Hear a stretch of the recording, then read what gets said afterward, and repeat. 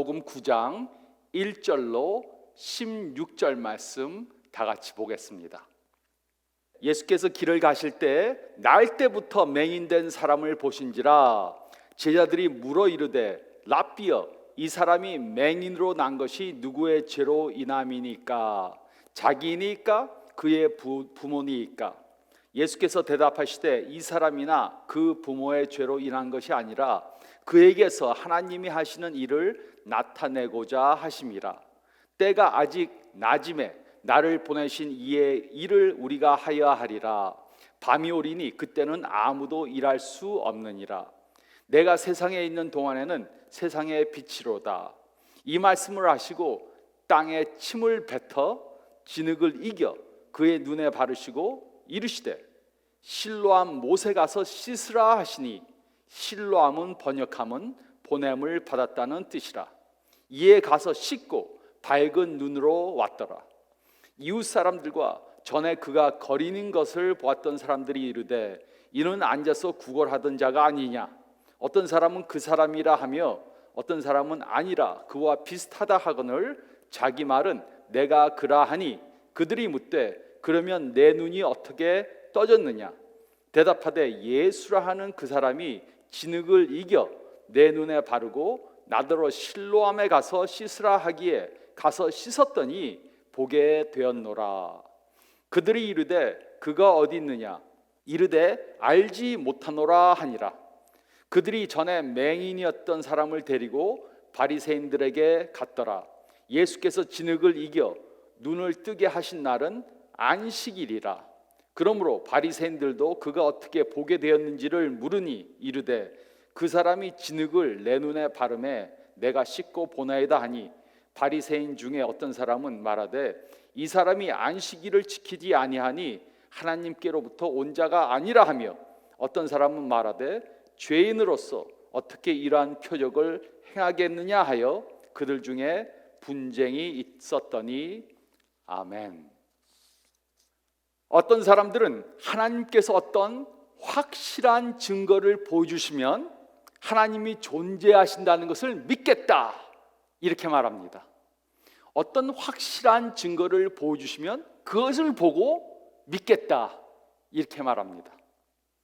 그러면 하나님께서는 그들에게 이렇게 말씀하실 수 있을 것입니다. 너희들이 살기에 적합한 큰 땅덩어리를 주면 믿겠느냐? 500메가픽셀 이상의 컴퓨터를 2개를 주면은 믿겠느냐? 3000 기가헤르츠의 메모리가 있는 컴퓨터를 너에게 주면 너희가 믿겠느냐? 그러면 이들은 네, 그러면 하나님께서 존재하신다는 것을 믿겠습니다 라고 말할 것입니다. 그러면 하나님께서는 또 이렇게 말씀하실 것입니다. 내가 이미 너희들이 살기에 적합한 지구를 만들어 주었다. 세상의 그 어떤 카메라보다 성능이 좋은 두 눈을 만들어 주었다. 또 컴퓨터 메모리보다 성능이 뛰어난 두뇌를 만들어 주었다. 그러면 그들은 또 이렇게 말할 것입니다. 아니 그런 것 말고요, 좀 더 확실한 그 무엇을 좀 보여주세요. 그러면 믿겠습니다. 하나님을 믿지 않겠다고 작정한 사람들은 하나님께서 그 어떤 증거를 보여주셔도 믿으려고 하지 않습니다. 아무리 큰 정확한 증거를 보여주셔도 믿으려 하지 않습니다. 우리는 지금 7 표적들이라는 설교 시리즈를 하고 있습니다. 요한은 3년 반 동안 예수님을 따랐습니다. 그는 무조건 믿고 보자는 마음으로 예수님을 따른 것이 아닙니다. 그 대신 그는 자신이 보고 들은 것 때문에 예수님이 하나님이시며 구세주이심을 믿고 예수님을 따른 것입니다. 그리고 시간이 흐른 후 그는 자신이 직접 보고 경험한 7 표적들을 바탕으로 그의 복음서를 기록했습니다. 오늘 우리는 그 7 표적 중에 6번째 표적에 대해 생각해 보겠습니다. 여섯 번째 표적은 예수님께서 맹인으로 태어난 사람의 눈을 뜨게 하신 표적입니다. 이 표적은 예수님께서 예루살렘에서 행하신 표적입니다. 우리는 이 표적을 통해 하나님을 믿는 믿음에 대한 세 가지 중요한 사실을 깨달을 수 있습니다. 첫째로 저희가 읽은 말씀 가운데 1절로 5절 말씀을 보면 우리는 우리가 아는 것으로 하나님을 제한하려고 해서는 안 됩니다. 우리는 우리가 아는 것으로 하나님을 제한하려고 해서는 안 됩니다. 1절로 3절은 다음과 같이 기록했습니다. 예수께서 길을 가실 때 날 때부터 맹인된 사람을 보신지라 제자들이 물러 이르되 랍비여 이 사람이 맹인으로 난 것이 누구의 죄로 인함이니까 자기니까 그의 부모니까 예수께서 대답하시되 이 사람이나 그 부모의 죄로 인한 것이 아니라 그에게서 하나님이 하시는 일을 나타내고자 하심이라. 예수님과 제자들이 길을 가시다가 맹인으로 태어난 사람을 보았습니다. 그때 제자들은 이 사람이 누구의 죄 때문에 맹인으로 태어났는지 예수님께 물었습니다. 이 사람이 죄를 범한 것입니까? 아니면 부모가 죄를 범한 것입니까? 이들은 이미 자신들이 만들어 놓은 신학적인 틀이 있었습니다. 그리고 그 틀 안에 이 맹인에 대해서 해석하려고 했습니다. 자신들이 갖고 있는 신학적 틀 안에서 이 맹인에 대해 해석하려고 했습니다. 그들의 신학은 모든 병은 죄의 대가라고 풀이했습니다. 그러나 예수님께서는 그가 맹인으로 태어난 것은 그를 통해 하나님이 하시는 일을 나타내기 위해서라고 말씀하셨습니다. 예수님께서는 제자들과 전혀 다른 신학적 해석을 하신 것입니다. 예수님께서는 인간의 고통과 고난에는 하나님의 목적이 있다고 말씀하셨습니다. 제자들의 신학이 완전히 틀렸다는 것을 말씀해 주신 것입니다. 이 맹인으로 태어난 사람, 그 사람에게는 하나님의 목적이 있었습니다. 예수님께서 십자가에 달려 죽으신 것에도 하나님의 목적이 있었습니다. 그리고 우리가 당하는 고통에도 하나님의 목적이 있습니다. 저는 놀라운 믿음을 가진 분들을 보았습니다. 놀라운 믿음을 가지고 계십니다. 근데 그들에게는 공통된 것이 있습니다. 이분들의 삶은 결코 평탄하지 않습니다. 항상 건강하고 자녀들이 다 잘되고 99세까지 장수하시다가 잠을 주무시는 동안에 돌아가시는 것이 아닙니다. 이분들은 삶 가운데 많은 고통과 고난을 당합니다. 하지만 이들의 믿음은 흔들리지 않습니다.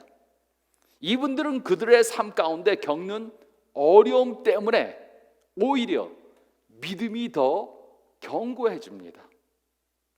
하나님께서는 이들의 고난과 고통을 통해 그의 놀라운 역사를 더 많이 보여주십니다. 그러므로 우리는 하나님을 우리들의 신학적 틀로 제한시키셔는 안 됩니다. 하나님은 이것은 할 수 있고 하나님은 이것은 하실 수 있고 저것은 하실 수 없다. 하나님은 이런 방법으로는 역사하실 수 있고 저런 방법으로는 역사하실 수 없다.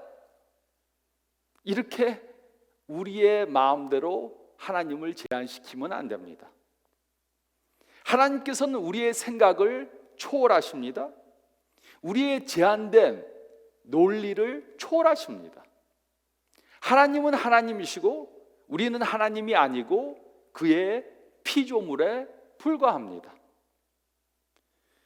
요즘 많은 사람들이 이런 질문을 합니다. 누군가가 코로나19 바이러스에 걸려서 아프거나 죽으면 그것은 그 사람이 죄를 범해서 하나님께 벌을 받는 것입니까? 오늘 말씀은 절대로 그렇지 않다고 말하고 있습니다. 죄를 범했다고 무조건 병에 걸리는 것이 아닙니다. 또 건강하다고 해서 죄를 범하지 않은 것도 아닙니다. 4절과 5절은 다음과 같이 기록했습니다. 때가 아직 낮음에 나를 보내신 이의 일을 우리가 하여 하리라. 밤이 오리니 그때는 아무도 일할 수 없느니라. 내가 세상에 있는 동안에는 세상의 빛이로다. 제자들은 날 때부터 맹인된 사람에 대해 예수님께 물었습니다. 그런데 예수님의 대답은 제자들의 질문과는 전혀 상관이 없는 것 같이 생각될 수 있습니다. 하지만 이것이 바로 요한이 증거하는 중요한 메시지입니다. 예수님께서는 자신이 이 세상의 빛이라고 그렇게 말씀하셨습니다. 예수님께서 세상에 계시는 동안에 이 세상은 낮입니다. 그러나 밤이 오는데 그때는 아무 일도 할 수 없을 것입니다. 밤이 오면 그때는 아무 일도 할 수 없습니다.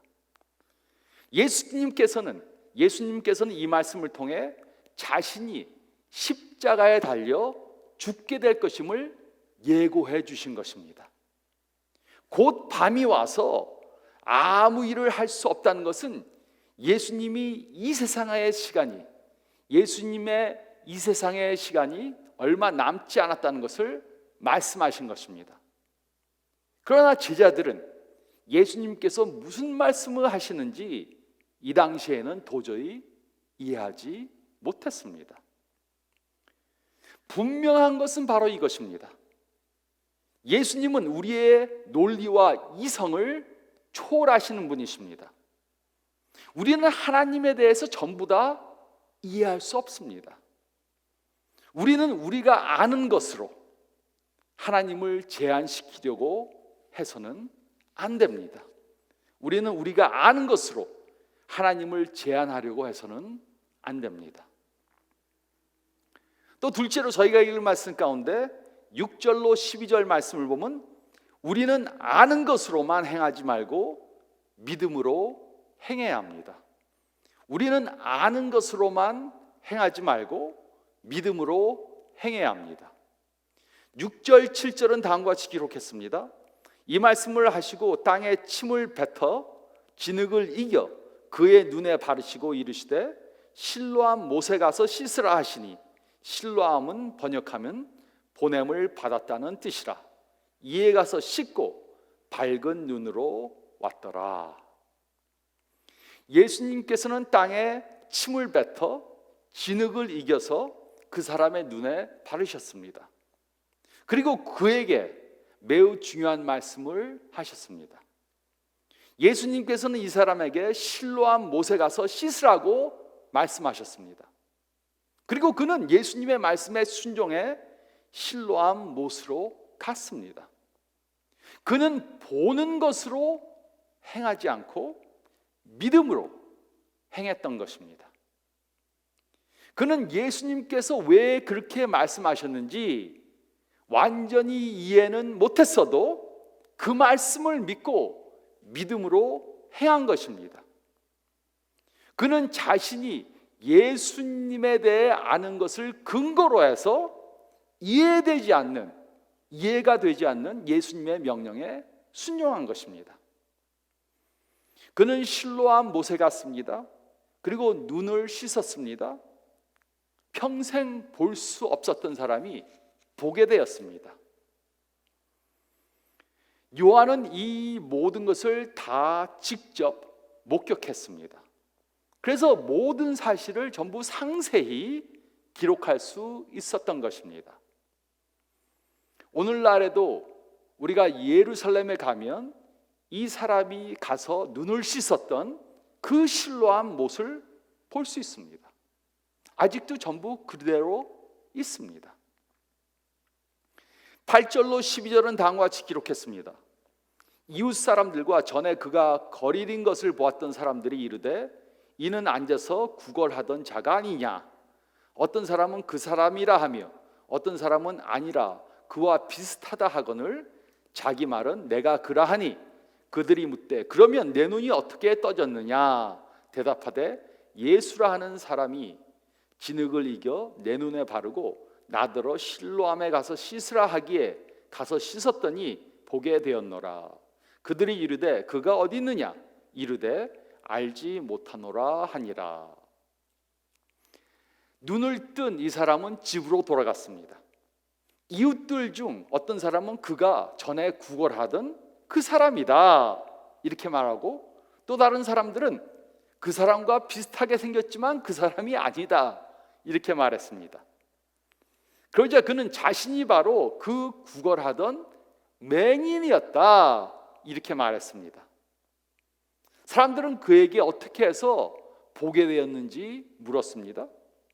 그는 예수님께서 하라는 대로 그대로 했더니 보게 되었다고 말해 주었습니다. 사람들은 예수라는 사람이 지금 어디 있느냐 이렇게 물었습니다. 그러자 그는 나는 보지 못했다. 맹인이었으니까는 예수님이 어디로 갔는지 알 수가 없었습니다. 이 사람은 놀라운 믿음을 보여주었습니다. 그는 보지는 못했지만 믿음으로 행동했습니다. 예수님께서 실로암에 가서 씻으면 볼 수 있을 것이다 이렇게 말씀하시자 그 말씀을 믿고 그대로 행동한 것입니다. 이것이 바로 우리가 해야 하는 것입니다. 우리는 아는 것만으로 행동하지 않고 믿음으로 행해야 합니다. 우리의 아는 것에는 제한이 있습니다. 그래서 우리가 알고 이해하는 것만 행하려고 한다면 우리는 하나님의 큰 역사하심을 경험할 수 없습니다. 우리는 하나님이 말씀하시면 알지 못하고 이해하지 못해도 그대로 행해야 합니다. 그래야 하나님께서 하시는 놀라운 일들을 경험하게 되는 것입니다. 우리는 아는 것으로만 행하지 말고 믿음으로, 예수님께서 말씀하시면 믿음으로 행해야 합니다. 이해가 다 안 돼도 예수님께서 명하시면 믿음으로 행해야 합니다. 또 세 번째로 저희가 읽은 말씀 가운데 13절로 16절 말씀 보면 우리는 아는 부분을 근거로 해서 알지 못하는 부분도 믿어야 합니다.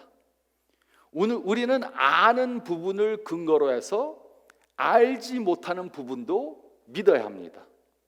13절로 16절은 다음과 같이 기록했습니다. 그들이 전에 맹인이었던 사람을 데리고 바리새인들에게 갔더라. 예수께서 진흙을 이겨 눈을 뜨게 하신 날은 안식일이라.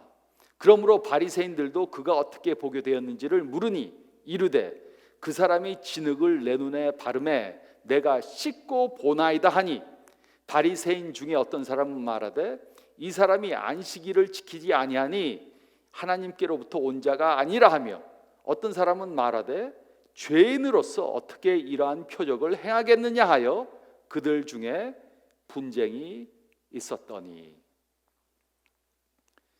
사람들이 그를 바리새인들에게 데리고 왔습니다.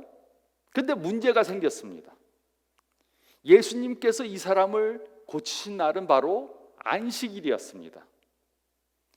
유대인들이 만든 안식일에 대한 규례에는 안식일에 할 수 없는 일들이 엄청 많이 있었습니다.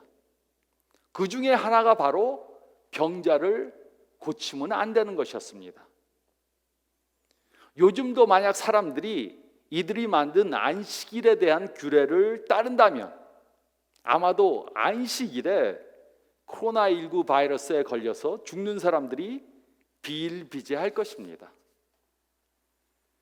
바리새인들은 그에게 어떻게 눈을 뜨게 되었는지 물었습니다. 그리고 이 사람은 자신이 눈을 뜨게 된 경위를 설명했습니다. 그러자 바리새인 중에 어떤 사람들은 이 예수라는 사람은 절대 절대로 하나님께로부터 온 사람이 아니다. 이렇게 재빨리 결론을 내렸습니다. 그 이유가 무엇이었습니까? 그 이유는 예수님께서 안식일에 병자를 고치셨기 때문입니다. 바리새인들은 예수님께서 그들이 만든 안식일에 대한 규례를 따르지 않기 때문에, 그들이 만든 안식일에 대한 규례를 따르지 않았기 때문에 이렇게 해석한 것입니다. 예수님께서 자신들이 만든 그 신학적 틀에 벗어난 행동을 했기 때문에 이렇게 해석한 것입니다. 하지만 다른 사람들은 그들과 다른 해석을 했습니다. 그 사람이 하나님께로부터 온 자가 아니고 안식일을 범하는 죄인이라면 어떻게 이런 표적을 행할 수 있겠는가? 그래서 서로 분쟁이 생겼습니다. 이들이 예수님의 표적을 믿지 않은 이유가 있었습니다. 그것은 예수님께서 보여주신 표적을 보려고 하지 않았기 때문입니다. 이들은 직접 표적을 경험한 사람이 자신들 눈앞에 바로 있는 것을 보았습니다. 하지만 그 표적을 보는 것을 거부했습니다. 평생 맹인이었던 사람이 눈을 떴는데 그것을 믿지 않고 보려고도 하지 않은 것입니다.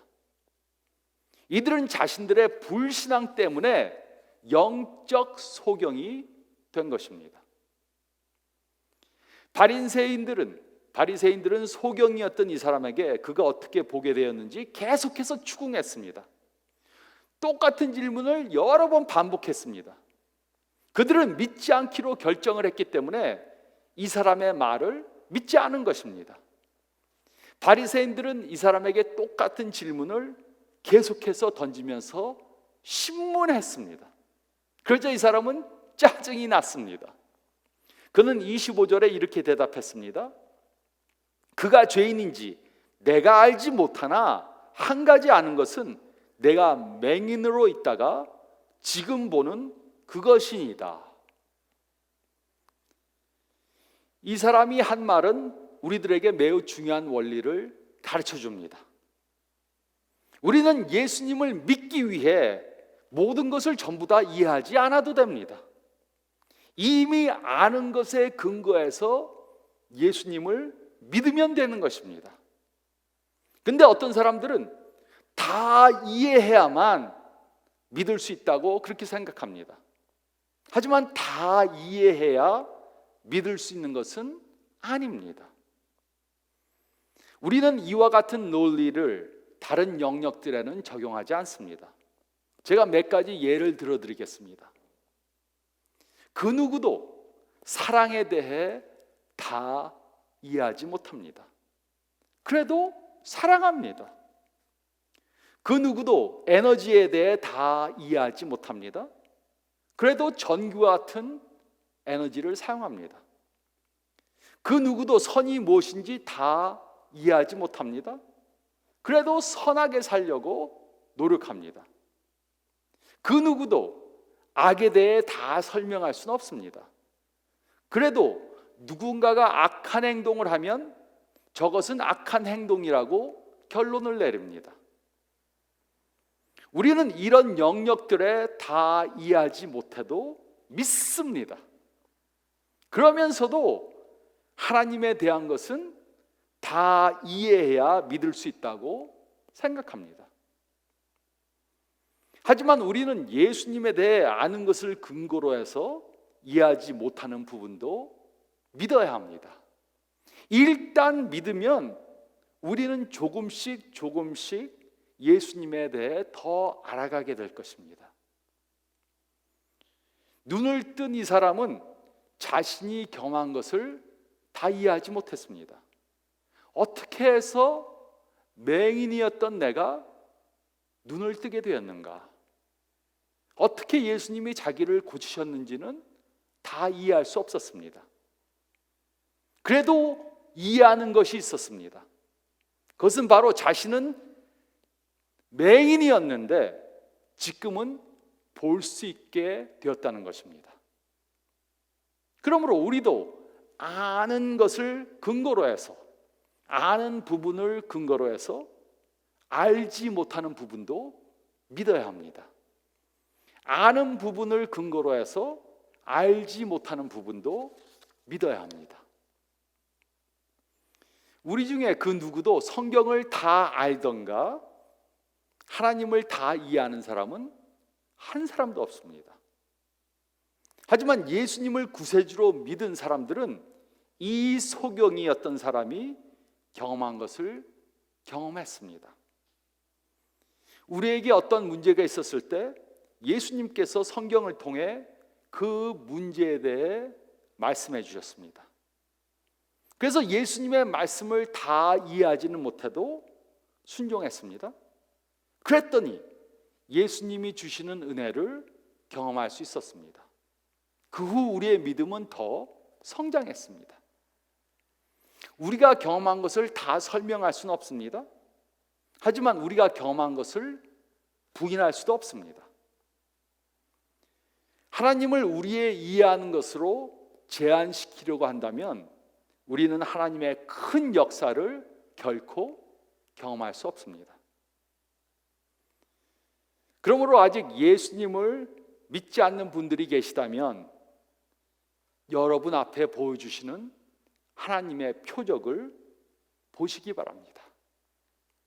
그 표적이 다른 사람을 통해 보여진 것일 수 있습니다. 아니면 또 주위의 환경을 통해 보여진 것일 수 있습니다. 또 성경 말씀을 통해 보여진 것일 수 있습니다. 우리는 이런 표적들을 보고 예수님을 믿어야 합니다. 보면 보일 것이고 찾으면 찾을 것이고 두드리면 열릴 것입니다. 하나님께서 어떤 표적을 우리에게 보여주시면 다 이해가 안 돼도 믿어야 합니다. 그리고 그 말씀대로 믿고 행하면 우리는 하나님께서 우리 삶 가운데 역사하시는 것을 경험할 수 있을 것입니다. 요한의 메시지는 매우 간단합니다. 예수님께서는 자기 자신이 누구신지 표적을 통해 분명하게 보여주셨습니다. 예수님께서는 표적을 행하시고 그 표적들을 통해서 자신이 누구신지 분명히 보여주셨습니다. 우리도 요한의 이 메시지를 통해 예수님께서 하나님의 아들이시고 또 우리의 구세주 되심을 믿어야 합니다. 그러면 하나님께서 우리들에게 주시는 영생을 선물로 받게 됩니다. 이 세상에서는 새로운 삶을 살고 이 세상을 떠나서 천국에서 영원한 삶을 살 수 있게 됩니다. 요한도 처음부터 예수님을 다 이해한 것이 아닙니다. 예수님께서 십자가에 달려 돌아가셨을 때 그는 예수님께서 왜 죽으셨는지 이해할 수 없었습니다. 혼돈과 좌절 속에 며칠을 지냈습니다. 그리고 막달라 마리아가 와서 예수님의 시체가 없어졌다고 말해줬습니다. 더 이해가 되지 않았습니다. 어떻게 예수님께서 죽으실 수 있고 또 어떻게 그 시체가 없어졌는지 이해가 되지 않았습니다. 그래도 두려움을 이기고 무덤으로 달려갔습니다. 정말 무덤이 비어 있었고 예수님의 시신은 그곳에 없었습니다. 도무지 이해가 되지 않았습니다. 그런데 두려움에 쌓여 있던 그에게 부활하신 예수님이 직접 찾아오셨습니다. 예수님께서는 되어진 일들을 요한이 이해할 수 있도록 다 설명해 주셨습니다. 그리고 비로소 요한은 예수님께서 하나님의 아들이시며 또 우리의 구세주 되심을 분명히 믿게 되었습니다. 그리고 자신의 삶을 온전히 바쳐서 예수님을 따르는 삶을 살았습니다. 그 요한은 자신이 보고 경험한 것을 요한복음에 다 기록해 놓았습니다. 차세대의 사람들이 자신이 기록한 것을 읽고 자신과 같은 결정을 할 수 있도록 요한복음을 기록한 것입니다. 그러므로 우리도 요한과 같이 믿어야 합니다. 그가 기록한 요한복음을 읽음으로 예수님께서 하나님의 아들이시며 우리의 구원자 되심을 믿어야 합니다. 그러면 요한과 같이 새로운 삶을 살게 될 것입니다. 그리고 영생을 선물로 받게 될 것입니다. 그러면 이 세상의 어떤 일들도 두려워하지 않게 됩니다. 아무리 코로나 바이러스가 유행해도 하나님을 믿고 강한 믿음을 가질 수 있습니다. 아무리 이 세상이 어렵고 고난이 와도 이 세상을 떠나 천국에서 영생할 수 있다는 소망을 가지고 확신을 가지고 살 수 있습니다. 이것이 요한이 믿은 것이고 이것이 우리가 믿어야 하는 것입니다. 그래서 우리는 부활하신 예수님을 기념하고 오늘 부활절로 지키는 것입니다. 이런 부활의 믿음을 갖는 저와 여러분들이 되시기를 부활하신 예수님의 이름으로 축원드립니다.